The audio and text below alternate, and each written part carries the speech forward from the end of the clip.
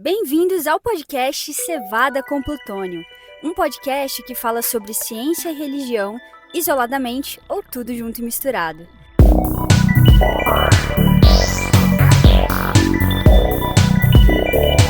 Olá, tudo bem com vocês? Bem-vindos ao podcast Cevada com Plutônio. O podcast, como diz o nosso amigo Thiago, que hoje não está aqui com a gente, mas está editando o podcast de hoje, o podcast que trata o seu cérebro como ele merece. Muito bem, essa semana é uma semana muito especial aqui por vários motivos para a gente aqui no nosso podcast. Porque, primeiro, né, a semana que nós estamos voltando das nossas férias aí, do nosso podcast. Estivemos no mês de janeiro aí recuperando as energias, fazendo planos e elucubrando maneiras de dominar o mundo. Não, dominar o mundo não, de trazer mais informações aí para você. E também hoje nós temos o retorno do nosso podcast regular, que é publicado sempre, relembrando, né, na quinta-feira, às 17 horas. Então já deixa assinado aí o podcast no Spotify, no YouTube, onde quer que você esteja nos escutando, já deixa, se inscreve aí, porque daí toda quinta-feira, às 17 horas, você tem um episódio novinho aí para nos escutar no rádio, lavando a louça, correndo, na academia, enfim, né? Aonde você achar melhor aí nos colocar nos seus ouvidos e principalmente no seu coração. E hoje não poderia deixar de ser também, antes de passar aqui para o nosso entrevistado de hoje, né? Uma menção aqui que precisa ser feita mais uma vez.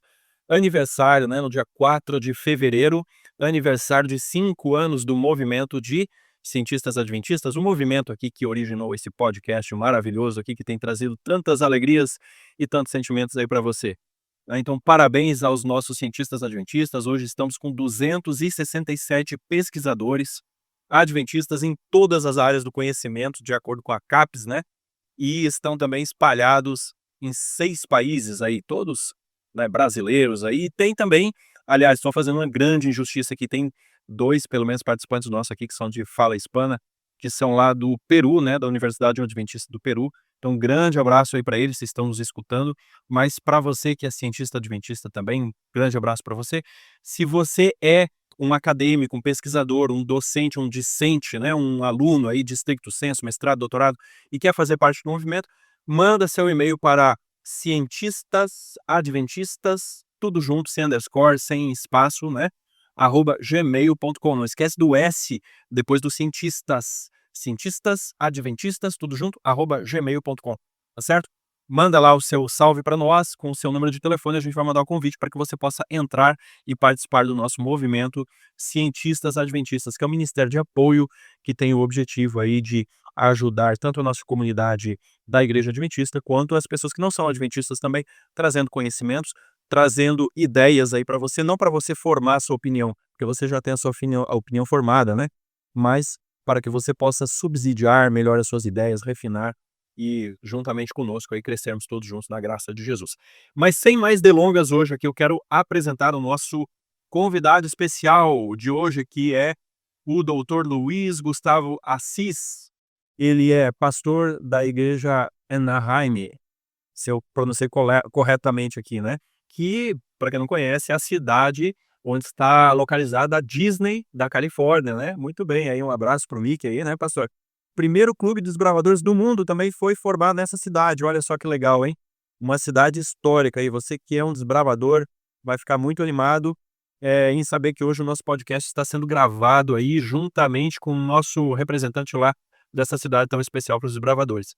Ele é formado em teologia, ele tem também mestrado em teologia, mas tem doutorado em Bíblia hebraica, né? Realmente é uma pessoa muito especial, é pastor dessa igreja lá, né? E, enfim, tem uma extensa bagagem aí.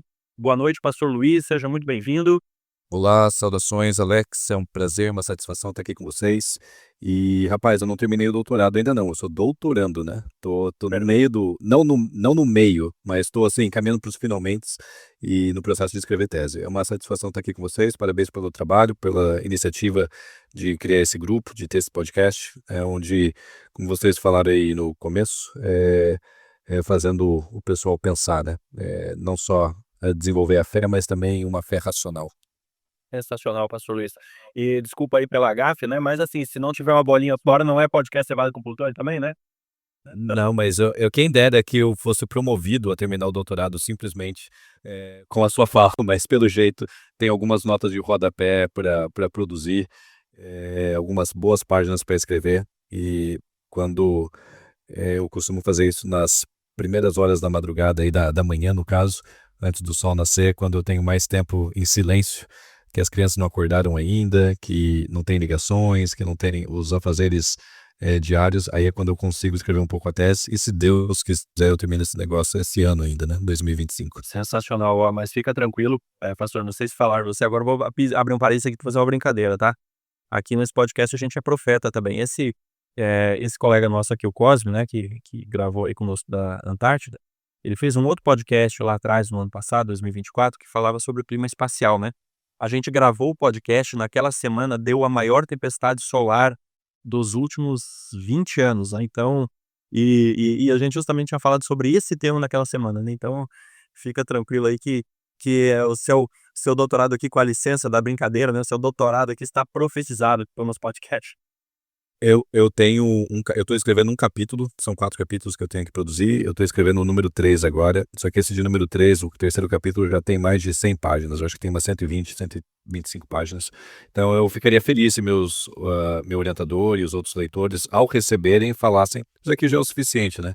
Então vamos marcar essa formatura e aí você não tem que escrever o 4º capítulo. Mas infelizmente acho que isso não vai acontecer não. Então, Não, tranquilo, mas tá bom. Agora eu quero começar aqui fazendo uma pergunta, né? Porque o título do podcast de hoje é Arqueologia Bíblica. E o pastor Luiz, deixa eu falar uma coisa para você. É, eu tenho que confessar um pecado aqui, porque quando o Ednardo falou assim, olha, porque foi ele que tricotou todo esse podcast de hoje, né? Ele falou assim, ó, a gente vai fazer um podcast sobre arqueologia bíblica. Eu disse assim, rapaz, olha que tema sensacional. E quando a gente fala em arqueologia bíblica, a gente lembra só do pastor Rodrigo Silva, né? Doutor Rodrigo Silva. Então, é, e é óbvio que não é só ele que trabalha com isso, né? Claro, é a pessoa mais conhecida aqui no Brasil, pelo menos, aí que trata dessa temática, inclusive conhecido amplamente aí no meio evangélico, fora do seio adventista, né? Mas eu disse assim, quanta gente bacana pode estar trabalhando com isso e às vezes fica, talvez até injustamente, eclipsado, né? Por esse fenômeno aí que nós temos, muito bem-vindo, inclusive, né? Que tem pregado aí a palavra em tantos meios aí, tantos recônditos, inclusive ateus, né? E céticos. Mas existem outros pesquisadores, né, outras pessoas aí que estão trabalhando nessa temática, que têm muita coisa boa para falar, para complementar, para agregar. Então, assim, pastor, somos privilegiados aí com a sua presença. E eu quero fazer uma pergunta, assim, bem básica, pode parecer uma pergunta, assim, até banal, mas eu acho que ela é muito fundamental para a gente começar a conversa de hoje, né? Qual é a importância do estudo da arqueologia bíblica? De que formas a arqueologia bíblica tem impactado, tem corroborado, tem desmistificado informações, crenças ou ideias que nós temos a respeito da Bíblia, né? Ou do mundo bíblico, dos tempos bíblicos. Aí fica bem à vontade aí para falar aquilo que você tem pesquisado, que você tem conhecimento aí, né? A rápida pincelada aí do seu vasto conhecimento nessa área.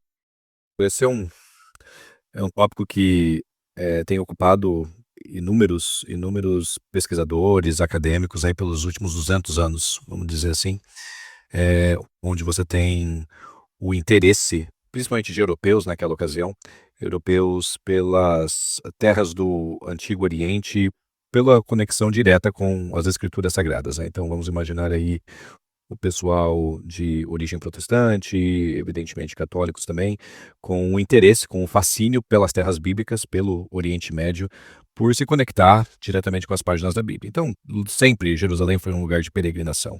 Belém, a cidade onde Jesus nasceu, lugar de peregrinação. Então, locais ali ao redor do Mar da Galileia, a mesma coisa.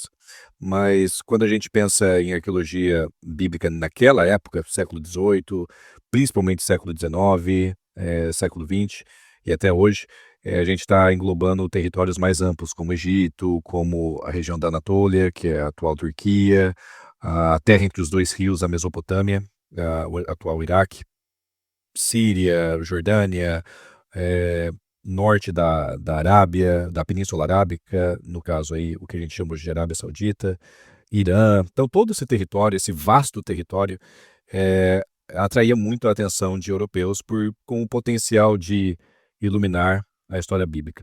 Agora, não só tem esse aspecto, digamos, de devoção, né, na pesquisa, mas também aquilo que a gente chama de orientalismo, né?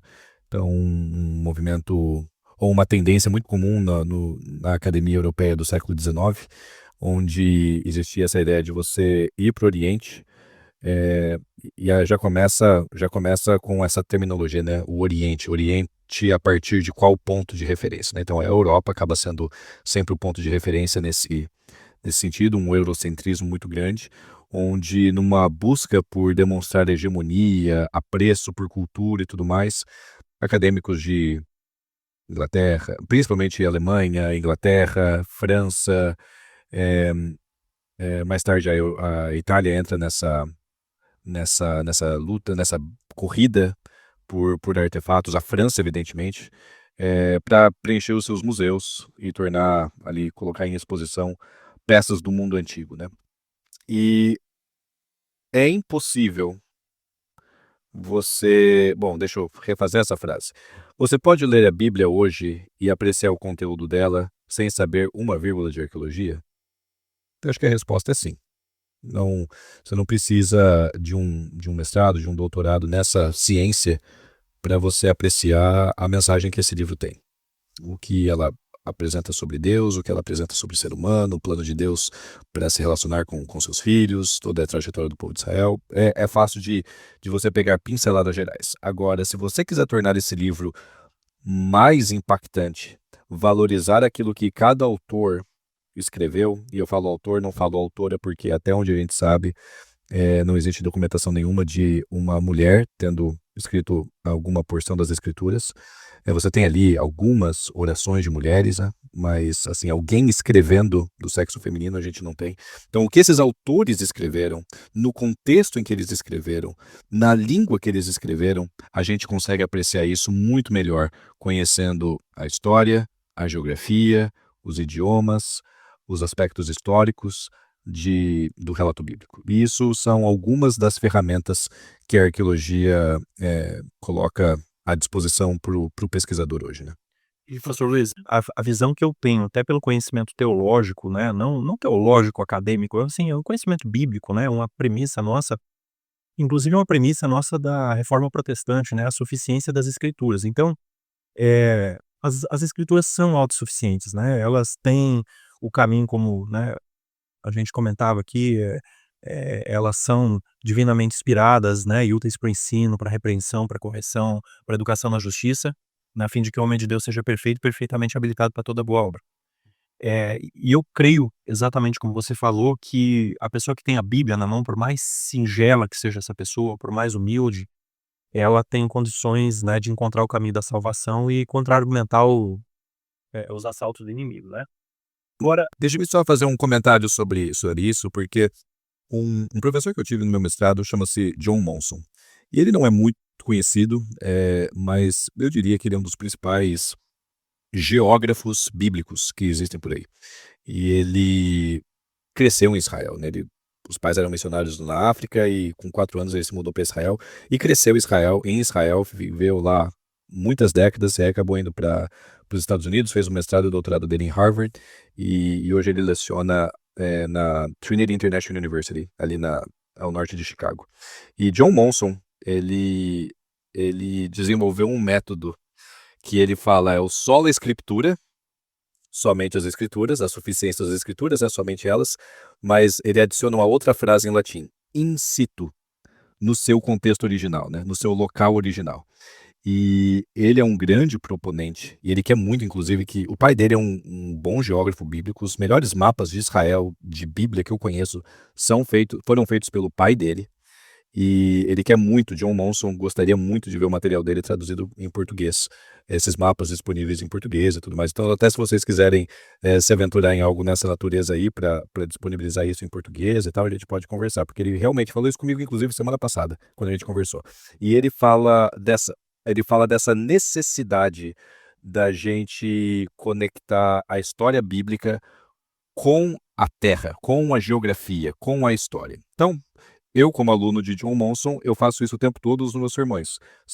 No último sábado eu preguei, estou numa série aqui sobre Josué, e eu preguei sobre Josué capítulo 9, o engano que os gibeonitas fizeram para os israelitas, pretendendo ser de uma cidade longe, de uma terra distante e tudo mais. Então, não só foquei em aspectos textuais ali, questão de curiosidades que o texto bíblico tem na sua língua original. Por exemplo, quando esses gibeonitas querem enganar os israelitas, o texto bíblico ali usa a mesma palavra, eles estão agindo com um propósito de enganar, é a mesma raiz da palavra usada para descrever a serpente em Gênesis 3:1, né? A serpente era a mais sagaz de todos os animais do jardim. Os gibeonitas estão agindo dessa forma. Então tem o aspecto linguístico, evidentemente, que traz algo diferente para o texto. Você está lendo, você entende que eles estão querendo enganar, mas agora quando você vai para debaixo da superfície e vê esse aspecto do hebraico, já ilumina de uma outra forma. E aí você vê no mapa onde é Gibeão, que é de onde eles saíram, e onde era, por exemplo, Jericó e Ai, que é onde a gente tem as duas histórias, principais histórias no livro de Josué antes, né? As conquistas de Jericó e de Ai, capítulo 6, capítulo 7, parte do 8, e aí tem essa história no capítulo 9. Então, só de você visualizar num mapa e depois ver fotos dos arredores e tudo mais, isso já faz o leitor apreciar o texto bíblico de maneira diferente. Você não está falando de uma história abstrata, você está tornando essa história cada vez mais real. Então, e numa época de visual que a gente tem, é muito importante a gente valorizar esse aspecto concreto das escrituras. É sensacional, eu gosto muito, né? Agora, depois de um tempo aí que a gente tem filho e tal, começa a ficar mais difícil, mas enquanto eu fazia o ano bíblico, eu tinha, por vezes, costume de abrir o Google Maps, ir lá e olhar onde é que estava. Claro que a gente não vai achar sítios arqueológicos lá, né? Mas assim, é muito legal você ver o relevo, a geografia, a vegetação, e realmente é uma viagem no tempo. Mas o que eu queria comentar aqui, nesse sentido, é o seguinte: hoje a crítica, ela está muito refinada, né? Então a gente tem aí uma situação hoje de pessoas, a gente vê argumentos cada vez mais elaborados, né? Tanto argumentos céticos, né, com relação à Bíblia, né, no sentido de você desacreditar a Bíblia, ou pelo menos desautorizar ela como uma palavra efetivamente divina, né? Mas assim, até do próprio fogo amigo, né? A gente vê aí pessoas né, enfim, lideranças aí, eruditos aí de outras denominações que, a fim de apoiar, né, as suas crenças, acabam também refinando muitos argumentos e trazendo raciocínios muito rebuscados, né?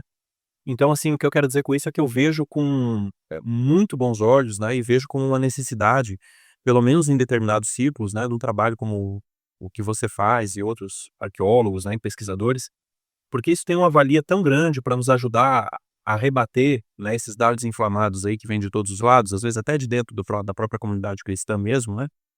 Então, assim, eu vejo que se por um lado a escritura é suficiente para sustentar a fé, né, e para dar salvação e o caminho da justiça aí para todas as pessoas, por outro lado, quando a gente está no nível secular, aí no nível de crítica, no nível de acadêmico, né, olha a necessidade que nós temos, né, de pessoas cada vez mais capacitadas, mais informadas, mais estudadas, né, e conhecedoras dessas temáticas todas aí, para nos ajudar a poder argumentar com o mesmo nível de munição, né, que às vezes vem apontado para nós, né. Eu não sei se você enxerga dessa forma também.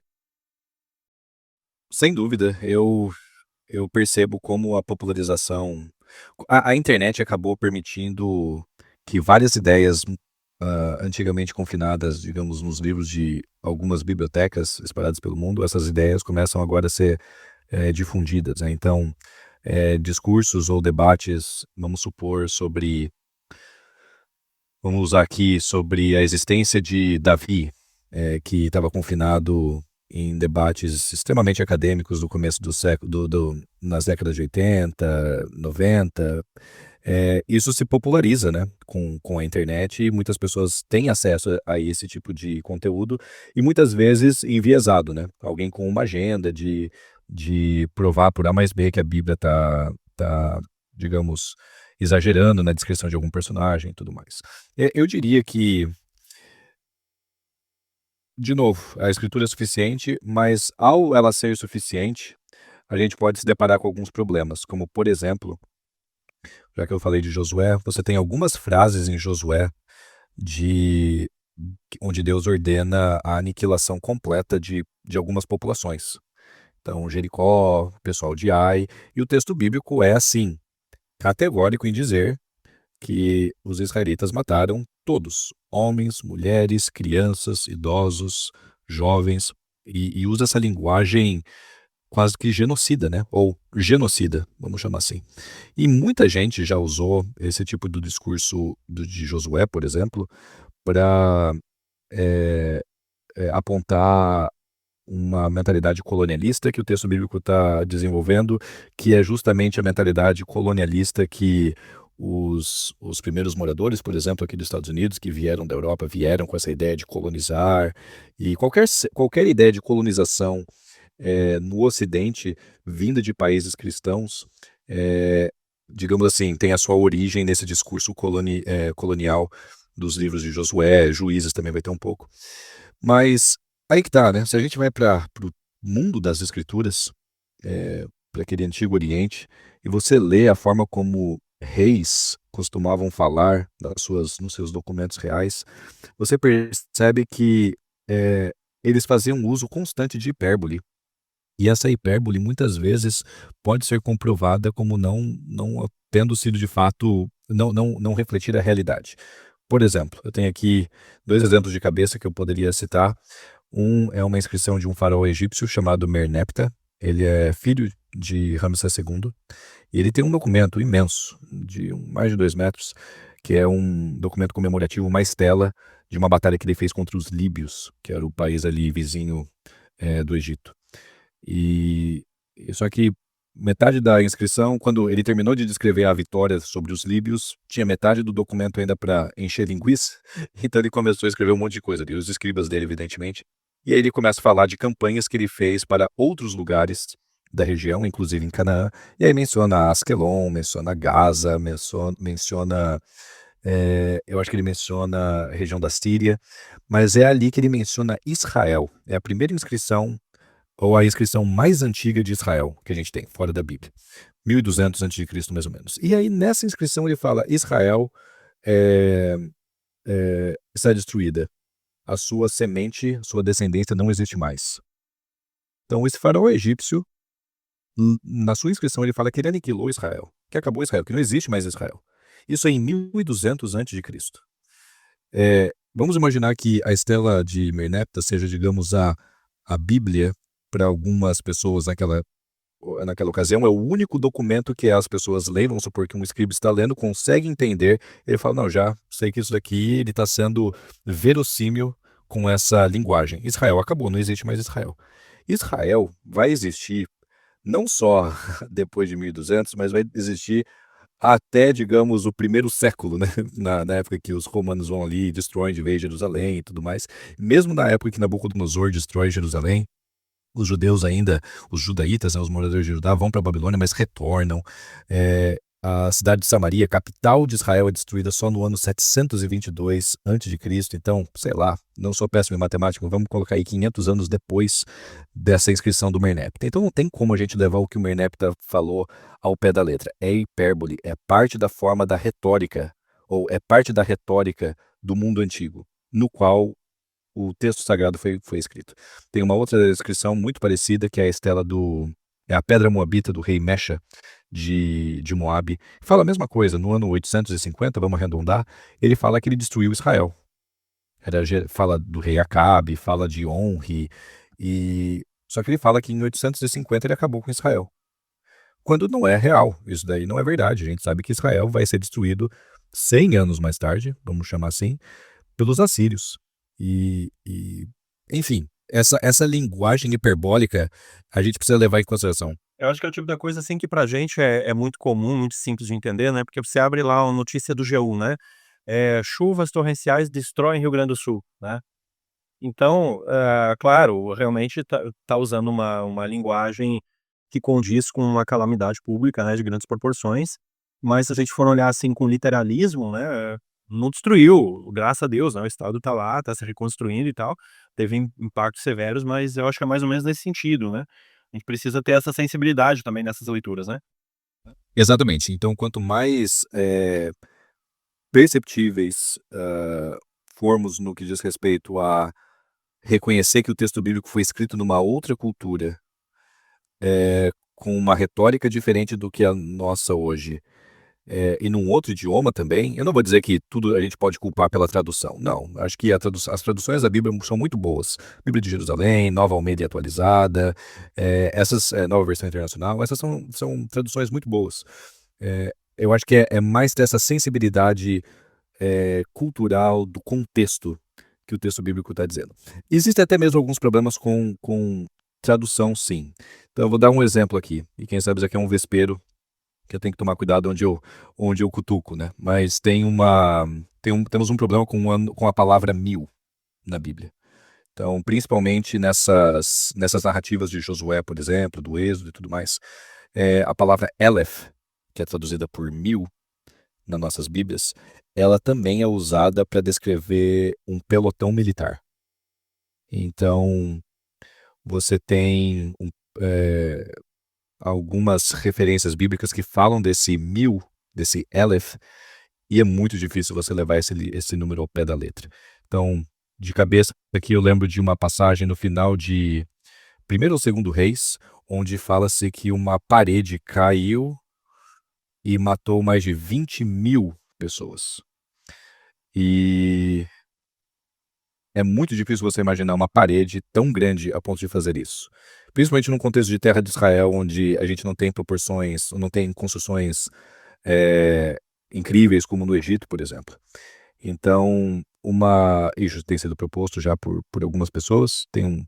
Eu tenho um ex-professor chamado James Hoffmeier, que é um egiptólogo já aposentado. Ele escreveu bastante sobre o uso da palavra Aleph no relato bíblico, e ele propõe uma versão, digamos, que corresponde mais com a realidade daquela época, onde você tem Aleph sendo uma representação, uma referência a um pelotão militar, e esse pelotão militar, nós sabemos por documentação, vamos usar aí da época de Josué. Na época de Josué, existe um grupo de cartas que faraós do Egito trocavam com os reis de Canaã e de outras partes do Antigo Oriente, chamadas Cartas de Amarna. E essas Cartas de Amarna descrevem, digamos, a diplomacia daquela época. E por essas cartas nós sabemos que um pelotão militar tinha aproximadamente 9 soldados. Então, quando você tem algumas referências ali, Josué capítulo 7, por exemplo, onde fala do povo de Israel enviando, se eu não estou enganado, 3.000, eu não sei se é 3.000 soldados que eles enviam para lutar contra Ai. Não seria 3.000 ao pé da letra, mas seria algo do tipo 20, seria 3 pelotões militares. Umas 30 pessoas por aí. Por aí. E eu não me lembro agora se é 3.000 ou 4.000 que são enviados no relato ali de Ai.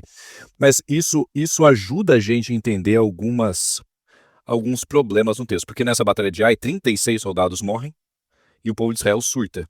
Mas se foi enviado tanta gente assim, não era para o pessoal ficar preocupado com 36 mortes no combate, né? Então, mas esse daí é um assunto, como eu falei, é um vespeiro, tem que tomar cuidado, porque senão as pessoas podem entender que a gente está querendo diminuir o valor das escrituras, que está tentando distorcer a Bíblia. Não, eu acho que é simplesmente um esforço de tentar entendê-la dentro do seu contexto original. Eu acho importante essa discussão, pastor Luiz, porque o que acontece? A gente tem alguns extremos hoje na sociedade, né? E eu sempre penso assim que o diabo mora nas extremidades, né? Porque você vê assim, por um lado, você tem pessoas que relativizam cada vez mais o texto bíblico, né? Hoje, para muitas crenças cristãs, a Bíblia ela é pouco mais do que um livro aí moral, né? Um código interessante aí sobre como é que as coisas funcionaram no passado. Ela é, digamos assim, ela não é autoritativa, né? Ela teria-se uma questão de ser um registro histórico, e aí você aprende a partir do registro histórico, e aí você, por outro lado, assim, você também tem muita interpretação, você coloca ali algumas coisas, não, isso aqui é uma alegoria e tal, né? Não tá querendo dizer exatamente. Então, assim, isso é um dos extremos que a gente vê principalmente assim no cristianismo mais elitizado acontecendo, né? Os movimentos aí do cristianismo progressista, que não é a política progressista, que é outra coisa, né? Mas o cristianismo progressista parece que ele tem uma tendência muito para esse caminho. Por outro lado, a gente tem um extremo oposto também, que é aquelas pessoas, inclusive dentro do próprio movimento adventista, nós temos algumas dissensões aí, né? Alguns movimentos sectários, que tendem a fazer uma leitura mais literalista do texto bíblico, né? E assim, eu gostei muito do material que eu li alguns anos atrás do Dr. George Knight, né? Que ele explana muito bem essa questão assim, de por que na Igreja Adventista nós não cremos na inspiração literal, ou seja, na inspiração da letra da Bíblia, né? E sim na inspiração das ideias do autor. Então isso não quer dizer que a Bíblia não seja inspirada, não, de forma alguma. A Bíblia é divinamente inspirada, como diz o apóstolo Pedro lá na sua epístola, né? Homens santos de Deus falaram movidos aí pelo Espírito Santo. O apóstolo Paulo fala algo muito semelhante também, aí nos seus conselhos aí ao pregador Timóteo. Então, mas as ideias são inspiradas, né? E não, e obviamente, qual que é o problema de você entender que a letra é inspirada, né? Bom, primeiro porque a Bíblia começa a ser psicografada nessa questão, né? Não é isso que acontece. E aí quando você encontra, de fato, alguns errinhos, e você vai encontrar, né? E eu já ouvi falar que em torno de 3% do texto bíblico aí tem algumas inconsistências, né? Os manuscritos e tal, que é muito menos do que os documentos antigos, aí você vai me conformar, porque você ou não, né? Porque você é dessa área aí. E é muito pouco isso, a gente não está dizendo que a Bíblia seja frágil, mas assim, aí quando você encontra algum detalhezinho, você diz, tá vendo? Aqui outra prova que a tua crença é furada, a Bíblia não é Exatamente. perfeita do jeito que você está falando, mas não é essa a questão, a Bíblia não, a gente não pretende que a letrinha lá, né, porque o hebraico, porque senão a gente ia ter que ler tudo em hebraico, aramaico e grego, né, e não é o caso. Então, eu acho que é muito bom a gente ter esse equilíbrio, a gente entender, e a arqueologia vem nos ajudar nesse sentido, né, a melhorarmos cada vez mais a nossa interpretação, justamente para evitar da gente, às vezes, sair de um extremo, né, de acreditar na interpretação literal, né, da letra, né, de conforme está escrita, e aí com isso, às vezes, a gente pode se decepcionar, frustrar e cair no extremo oposto, não, então, ou não serve para nada, ou então isso aqui é uma alegoria, isso aqui precisa ser entendido como um documento cultural, né, e tal, que daí a gente começa a descambar para um outro lado também que é muito perigoso, né. Exatamente. Esses são o famoso se correr o bicho pega, se ficar o bicho come, né? A gente está dividido aí entre esses dois polos do cristianismo atual. Em inglês tem uma expressão fora do fogo para dentro da panela. Então, não tem para onde correr. Infelizmente, as pessoas estão polarizadas nas suas posições. O que eu quero fazer duas observações. A primeira é a passagem bíblica que eu falei do livro de Reis.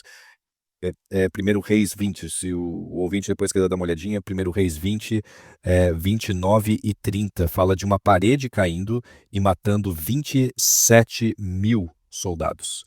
Então, é muito difícil você imaginar uma parede assim em Israel ou da era do período do ferro, né?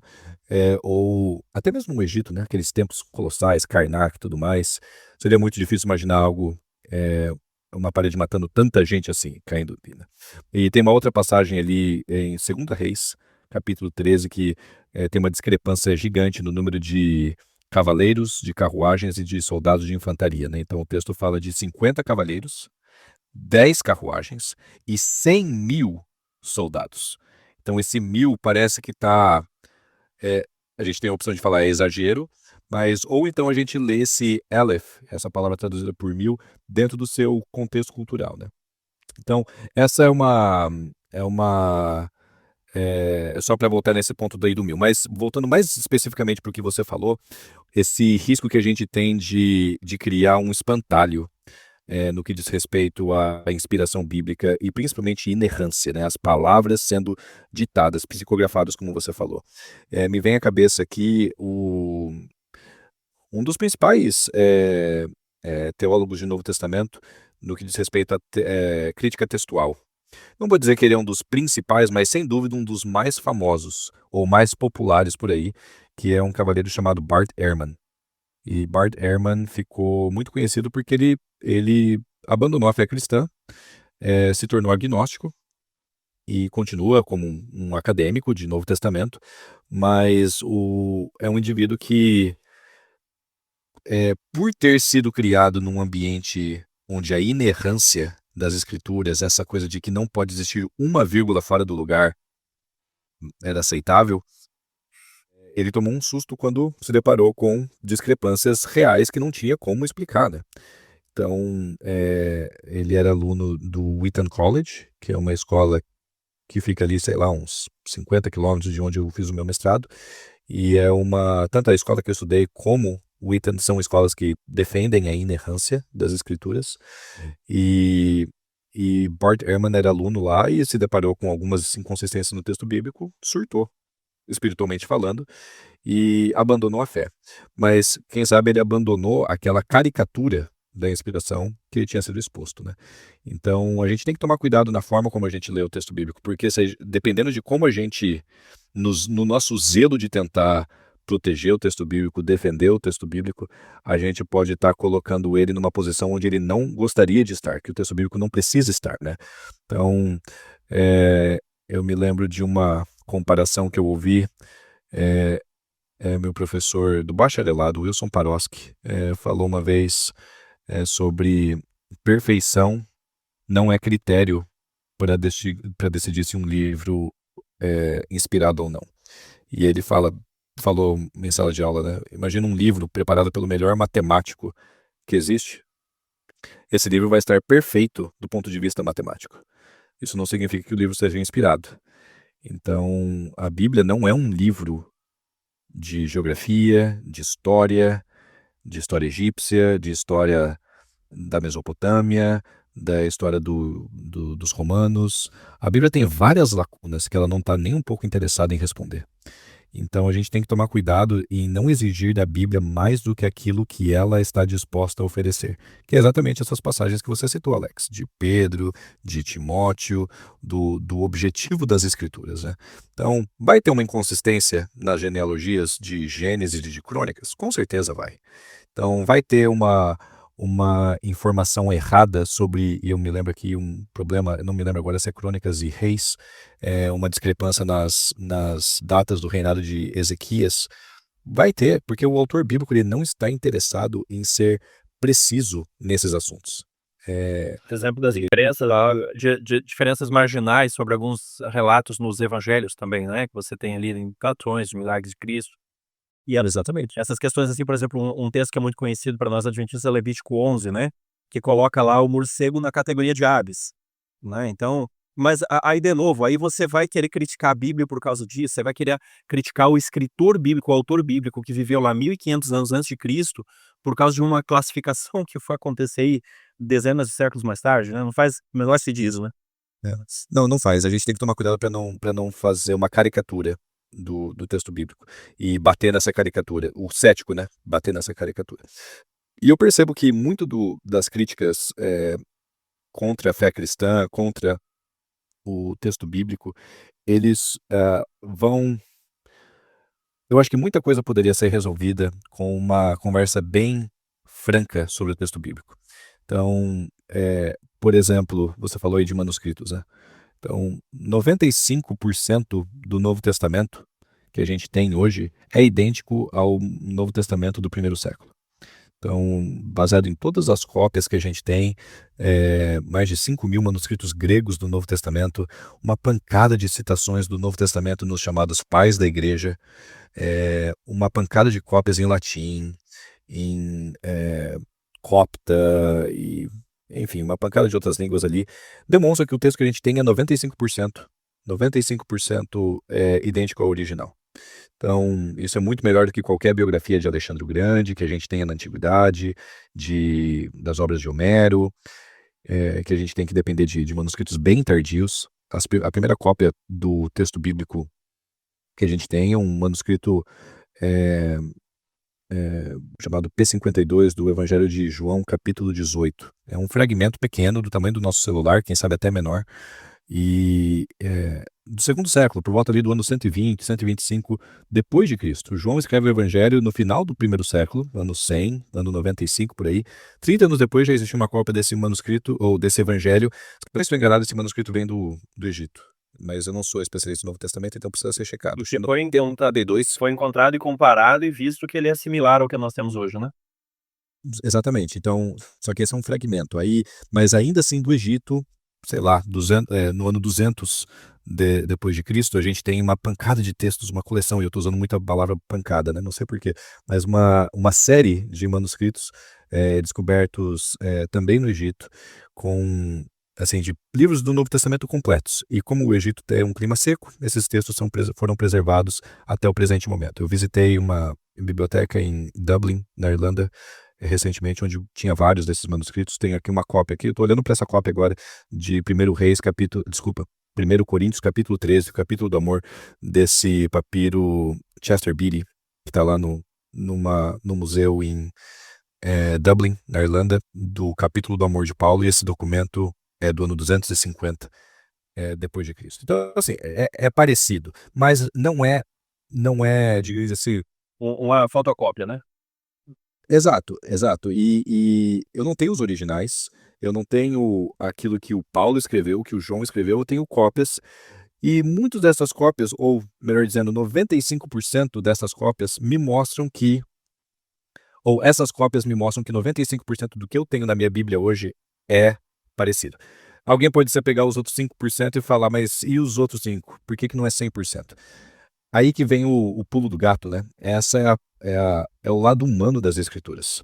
Quando, quando Deus inspirou as pessoas para escreverem o texto bíblico, ele não tornou essas pessoas em robô e fez com que escrevessem exatamente o que ele estava dizendo, né? Então ele deu espaço para individualidade de cada um, inclusive nos copistas, né? Que ao copiarem o texto tinham um problema de miopia igual eu, então devem ter errado ali umas preposições, umas palavras, copiando, alguém ditando o texto, eles escrevendo, pula uma linha, dá uma cochilada, vai pegar na outra linha só. Esses tipos de erros são muito comuns. A gente vê isso aí, agora eu vou para o Antigo Testamento. No Antigo Testamento você tem os famosos manuscritos do Mar Morto, o livro de Isaías, o rolo de Isaías, descoberto na caverna 1, de Qumran. Muito, muito próximo do que a gente tem. Quem sabe 95% também muito parecido. Mas você tem coisas fora de lugar no texto. Vou dar um exemplo. Se você olhar o último verso de Isaías 66, o último verso do livro, ele está fora de lugar. Eu não estou aqui com uma Bíblia para ler, mas o ouvinte aí pode pegar a Bíblia e dar uma olhadinha. O último verso de Isaías 66 fala, depois de Isaías descrever a vida na nova terra e essa restauração de Israel, ele fala ali do povo indo adorar a Deus de uma lua nova a outra, de um sábado a outro, e é muito estranho que isso é no verso 23. No verso 24, vai falar do povo saindo e vendo corpos, cadáveres, do lado de fora da cidade. E aí o texto, e agora sim eu estou com uma Bíblia aberta aqui, porque o seu verme nunca morrerá, nem o seu fogo se apagará, e eles serão um horror para toda a carne. Então é meio anticlimático, né? Porque acabou de falar de adoração de mês a mês, de semana a semana perante Deus, e aí termina falando de cadáver, de que vai ser um horror para todo mundo e tudo mais ali do lado de fora da cidade. Agora, se você reparar, o verso 16 desse capítulo, ele vai falar exatamente sobre isso. Eu vou ler o verso 16 e vou colocar o verso 24 depois do 16, tá? Ali diz, 66, 16 de Isaías, porque com fogo e com a sua espada entrará o Senhor em juízo com toda a carne, e serão muitos os mortos da parte do Senhor. Agora eu vou inserir o 24. Eles sairão e verão os cadáveres dos homens que prevaricaram contra mim, porque o seu verme nunca morrerá, nem o seu fogo se apagará, e eles serão um horror para toda a carne. E aí a gente continua o texto normalmente, 17, 18, 19, e o texto termina então com o quê? Com adoração a Deus, de um mês a mês, de uma lua nova a outra, de um sábado a outro. Então, é até estranho a gente falar isso, mas o que eu estou sugerindo, e eu não sou o único a sugerir isso, eu me lembro de ler um comentário de Isaías da pessoa que, quem sabe mais, me motivou a seguir por esse caminho, que foi o professor Siegfried Julius Schwantz.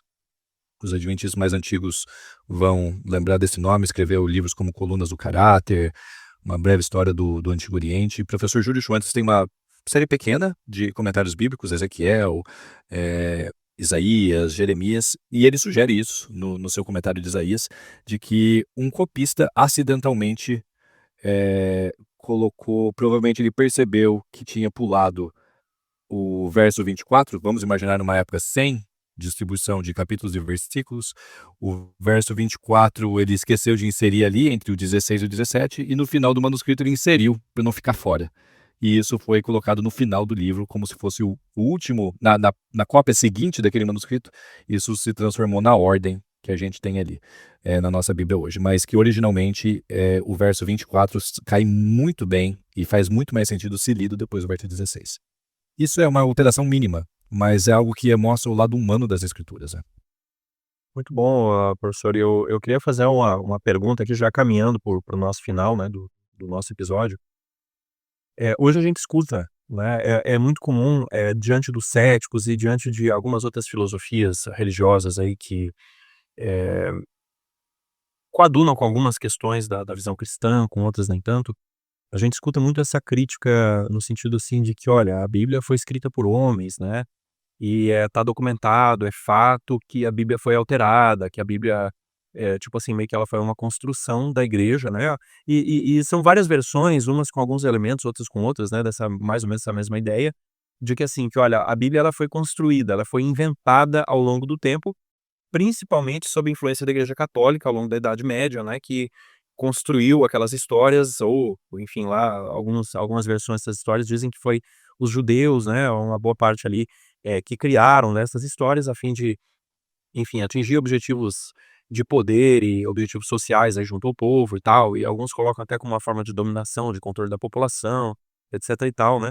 E colocam assim que a Bíblia ela foi construída ao longo do tempo, né, que ela não é a palavra de Deus, que ela não é escrita lá por Moisés, por, né, por Davi, por tantos outros autores ali, por Mateus, etc e tal, mas ela seria uma invenção e assim, algumas pessoas acreditam muito nisso, né, e algumas filosofias religiosas aí até colocam a questão, assim, de que a Bíblia ela precisa ser interpretada, não é que você vai rejeitar ela, mas, assim, você vai ter que pegar aquela Bíblia sabendo que ela é uma construção, de que ela tem muita coisa alterada, e você vai ter que dar, então, assim, à luz da, né, da ciência ou dos filósofos, dos gurus espirituais modernos, você vai dar a verdadeira, o que seria a verdadeira interpretação da Bíblia, ou então colocar ela lá na prateleira lá dos livros de ficção ou de mitologia, né, do lado lá da mitologia grega lá, que fala, né, greco-romana, etc e tal, né.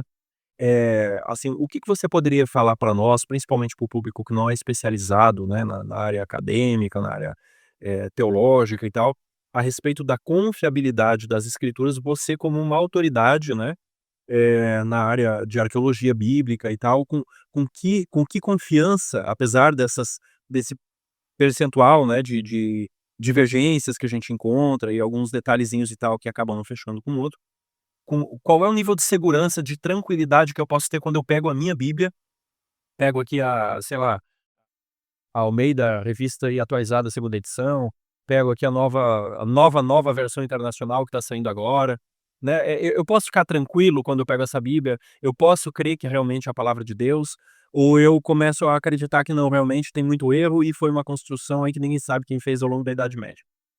Uau! Acho que é um jeito muito legal de encerrar essa conversa, mas isso dá bastante pano para manga na forma como a gente constrói essa resposta. Definitivamente, eh, a Bíblia, como nós a conhecemos, ela tem muito pouco do que é a Igreja Católica, né? Digamos, da mão da Igreja Católica.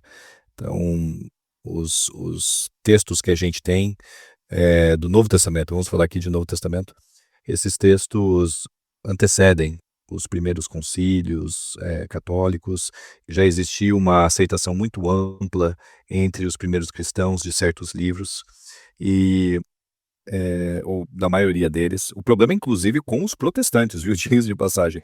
A gente tem indivíduos como Lutero que não gostavam de certos livros do Novo Testamento, como Apocalipse, como Tiago. Fístula de palha, né?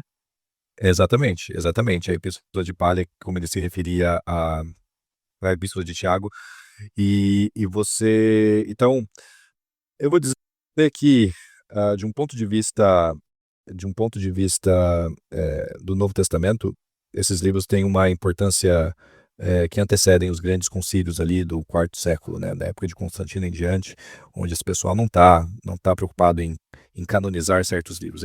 Os livros que, se eles estão colocando algum carimbo em algum livro bíblico, e existia uma validação de certos documentos neotestamentários, é simplesmente reconhecendo o que já estava sendo feito por todo mundo. Então não tinha nada assim de impor uma autoridade, vamos produzir esses manuscritos para fazer sentido com a ideologia que a gente está propondo aqui. Não. Mateus, Marcos, Lucas, João são escritos no primeiro século. Eles têm um cheiro de primeiro século, eles têm características do primeiro século. Somente uma pessoa vivendo no primeiro século da Judéia, ali da região da Galileia, conseguiria escrever aquelas narrativas. Não, uma pessoa morando em Roma no terceiro século não conseguiria produzir aqueles documentos, não. E o conhecimento de João, por exemplo, João dos 4 evangelhos, João é o que o pessoal mais pega no pé, porque falam que ele não é histórico, porque ele é mais teológico, mas João escreve de um ponto de vista histórico. As descrições que ele faz da cidade de Jerusalém, das viagens de Jesus, de aspectos culturais, traduzindo certas palavras do aramaico para o grego, e evidentemente na nossa Bíblia em português, mostram uma pessoa muito bem familiarizada com a cidade de Jerusalém, seus arredores, ou Galileia, no primeiro século. Então, esse é o primeiro ponto, reconhecer que esses livros eles não foram produzidos com uma agenda. Agora, se a gente for para o Antigo Testamento, acho que dá para falar da mesma forma, mas a gente precisa, em ambos os testamentos, e eu vou falar com mais, pelo menos, eu acho que mais propriedade do Antigo, porque é onde eu gasto o maior tempo das minhas pesquisas. O Antigo Testamento, ele é os livros do Antigo Testamento, eu vou falar aqui dos livros históricos. 1º, 2º Samuel, 1º, 2º Reis, e a história de Israel, o livro de 1º e 2º Crônicas nada mais é do que recontando 1º e 2º Samuel, 1º e 2º Reis. Então, eu englobo Crônicas nessa história. Esses livros históricos, eles primariamente são teológicos. E antes de alguém já levantar as sobrancelhas e falar que eu estou negando a historicidade deles, eu vou completar. Eles são teológicos, mas informados com boa história. E quando eu falo boa história, é numa história verídica. Vou dar aqui um exemplo. 1º Reis, capítulo 14. Tem o relato da invasão do rei Sisaque, ou faraó Sisaque, do Egito, em Israel. Mais especificamente no texto bíblico fala de Judá e fala de um saque em Jerusalém. E o faraó Sisaque é apresentado como sendo um instrumento divino para a punição do povo de Deus, por não terem sido obedientes. O rei Roboão é o rei de Jerusalém nessa época. Essa é a versão bíblica. O faraó Sisaque, indo para Jerusalém no 5º ano do seu reinado, o texto bíblico no 5º ano do reinado de Roboão, esse faraó vai até Jerusalém, Judéia, saqueia e volta para o Egito. Esse é um relato teológico. A explicação dele é o que Deus está fazendo, ele está punindo Israel. Mas, como eu falei, é um relato baseado em boa história, em uma história verídica. Por quê? O 5º ano do rei Roboão coincidentemente, é o 5º ano do faraó Sisaque, ou Shoshenq, é o nome dele em egípcio. E isso é no ano 925 a.C. A gente não precisa inventar esse número, porque essa data, porque ela é bem estabelecida em cronologia do Antigo Oriente. Inclusive, um parênteses, quem é uma das principais autoridades em cronologia, ou que lançou os fundamentos da cronologia bíblica do Antigo Testamento e do Antigo Oriente que a gente tem hoje, foi um adventista chamado Edwin Tilly, que fez o seu doutorado na Universidade de Chicago nos anos, se eu não estou enganado, 40 e 50. Então, ele é o principal, assim, quando se fala de cronologia dos reis de Israel, de Judá, e fontes extra-bíblicas, Tilly é citado, e Tilly era um adventista estudando lá em Chicago. Enfim, 925 a.C. é a invasão do rei Shoshenq, do faraó Shoshenq, não só em Judá, mas em Israel. Nós sabemos disso porque tem uma parede do templo de Karnak, no Egito, com uma foto do faraó Shoshenq e um monte de nomes de cidades em Canaã que ele saqueou. Então, Megido, Gezer, e vai citando várias ali. Tem uma que possivelmente seja Jerusalém, a gente não tem uma clareza muito grande dela. E o texto bíblico, o texto do Shoshenq não fala absolutamente nada sobre o Deus de Israel, Yahweh, comissionando ele para ir até lá e saquear essas cidades. Então, alguém pode olhar isso e falar, poxa vida, tá vendo? Tem uma discrepância, uma contradição entre uma fonte egípcia falando do mesmo evento e o texto bíblico. Mas não. O que o autor bíblico está fazendo, ele está interpretando a história dos seus dias à luz da teologia dele. Existe um Deus que governa todas as coisas, todas as nações. Então, essa vinda do faraó Shoshenq para Israel e para Judá, no ano 925 a.C., não é acidental, não é um desejo geopolítico que esse rei tem, simplesmente expandir as fronteiras do seu império. Não, é uma punição do nosso Deus por a gente não estar sendo obediente. Então, o autor bíblico, ele é mais do que um autor, mais do que um escriba. Ele é um intérprete da história. Ele escreve a história com a sua interpretação inspirada da história dos seus dias. Então, esse filtro teológico do autor bíblico é importante na hora da gente ler as escrituras. Do contrário, a gente vai esperar que o autor bíblico seja preciso, dando cada detalhe dos eventos da sua época, e se a gente encontra alguma discrepância com a história mundial, a gente vai tentar negar, ou algumas pessoas vão negar o relato bíblico, né?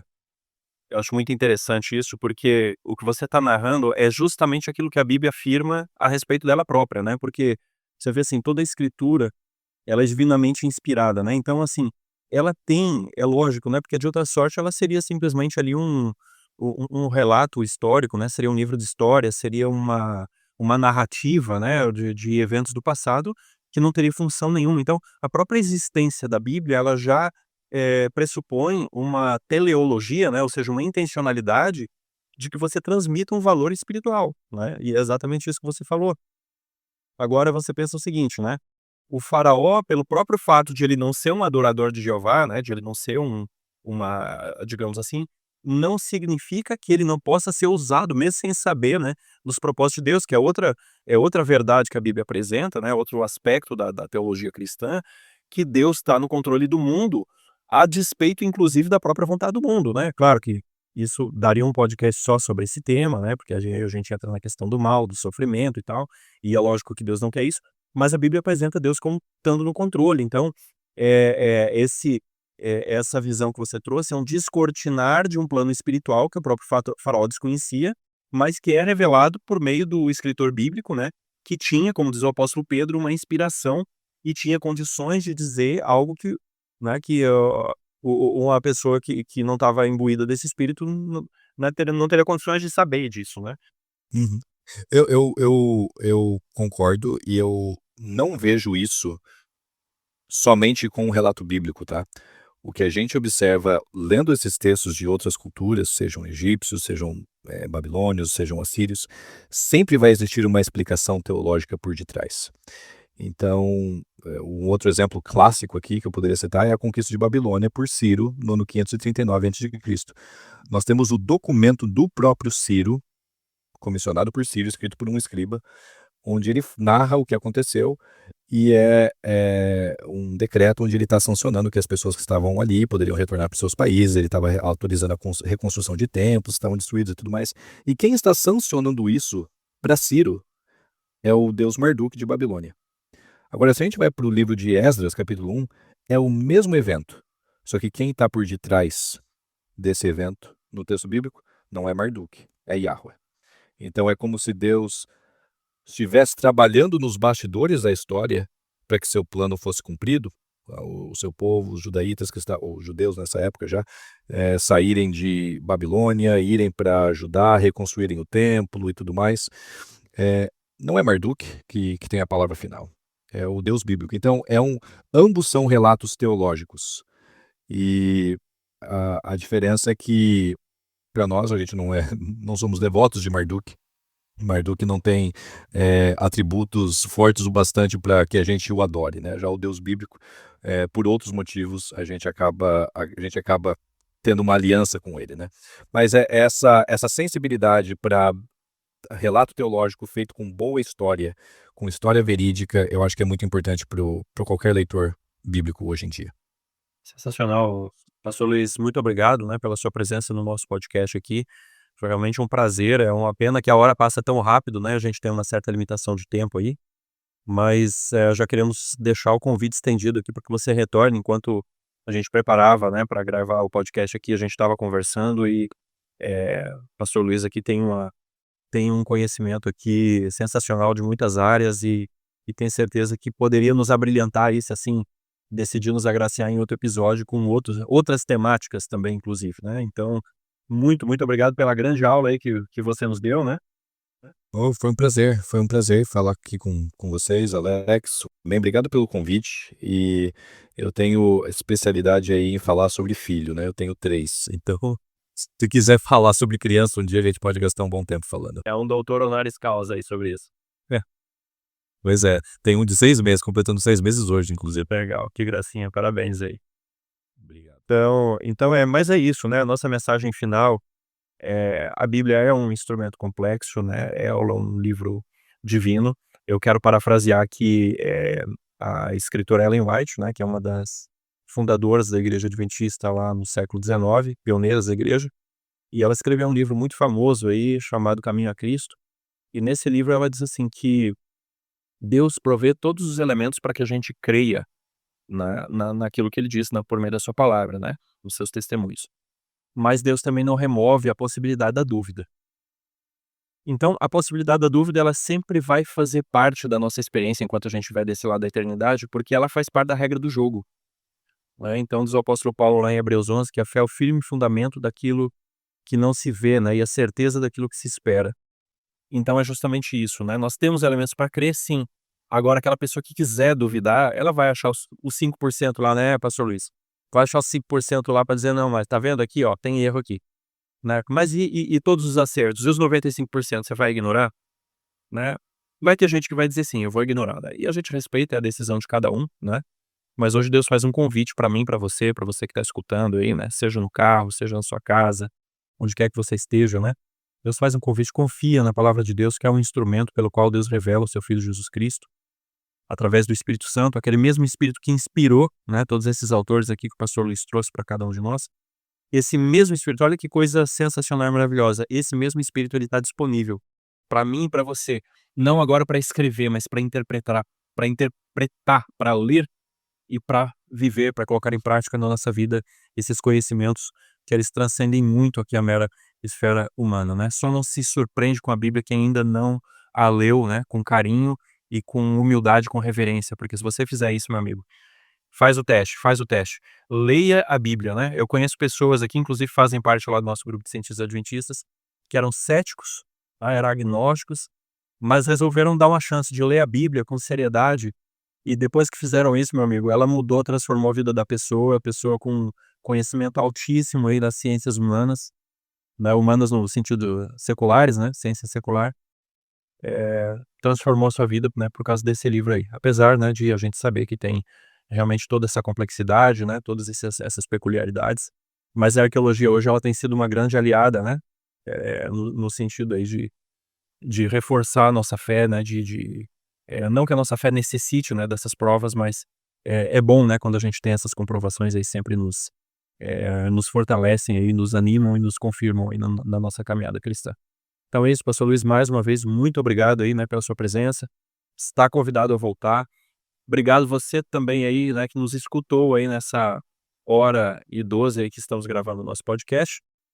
Então, um grande abraço para você. A gente volta, você já sabe, né, toda quinta-feira às 17 horas com o nosso podcast Cevada com Plutônio, sempre com um tema aí que a gente se esforça para que seja relevante e importante para a sua vida, sua jornada secular e também sua jornada especial. Um grande abraço, até lá, tchau, tchau.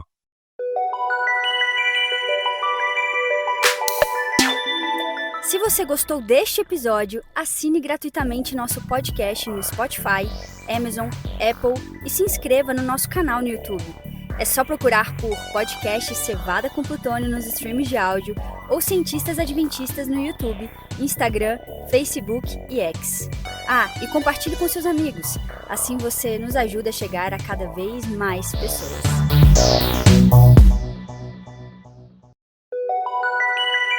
Você já nos segue nas redes sociais? Não? Então siga-nos agora mesmo no Spotify e inscreva-se no nosso canal no YouTube. Assim, você não perde nenhum episódio do nosso podcast que vai ao ar toda quinta-feira às 5 horas da tarde. E se você é adventista, aluno ou titulado com mestrado ou doutorado em qualquer área do conhecimento, faça parte do movimento Cientistas Adventistas. Mande um e-mail para cientistasadventistas@gmail.com. Será um prazer ter você conosco. Aviso! O Movimento de Cientistas Adventistas é um ministério de apoio que não possui vínculo jurídico ou administrativo com a organização da Igreja Adventista do Sétimo Dia. O podcast Cevada com Plutônio não fala em nome da Igreja Adventista do Sétimo Dia, suas instituições, ministérios oficiais, obreiros ou colaboradores.